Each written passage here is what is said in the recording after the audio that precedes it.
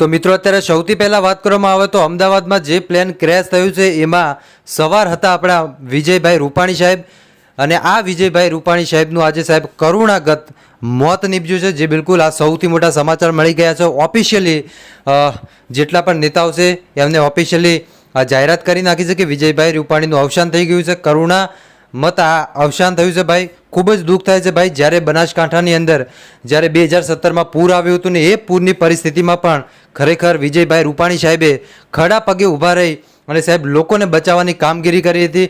આવા સીએમ સાહેબને સાહેબ લાખ લાખ આપણે અભિનંદન આપીએ છીએ.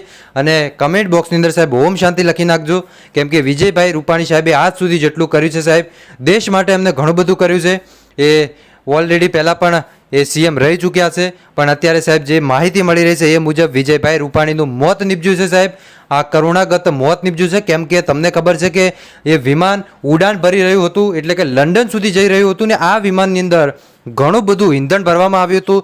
જે જગ્યાએ આ વિમાન અથડાણું છે એ જગ્યાની બિલ્ડિંગો પણ નષ્ટ થઈ ગઈ છે ભાઈ. તો તમે વિચારો કે વિમાનમાં શું બાકી મૂકે ભાઈ. તો ખાસ કરીને ભાઈ ભગવાનને બધા લોકો પ્રાર્થના કરજો કે વિજયભાઈ રૂપાણીની દિવ્ય આત્માને પ્રભુ શાંતિ આપે, એ જ પ્રાર્થના કરજો સાહેબ. અત્યારે દુઃખ સાથે સાહેબ કહેવું પડે છે કે વિજયભાઈ રૂપાણીનું આજે અવસાન થઈ ગયું ભાઈ. કોઈએ વિચાર્યું પણ નહોતું સાહેબ કે આવું થશે. પરિવારને મળવા માટે જઈ રહ્યા હતા વિજયભાઈ રૂપાણી.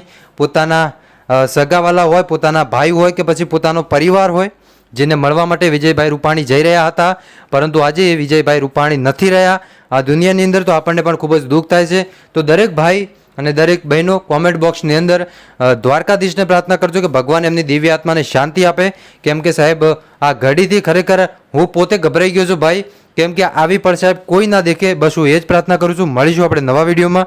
ત્યાં સુધી બધાને જય માતાજી, જય દ્વારકાધીશ.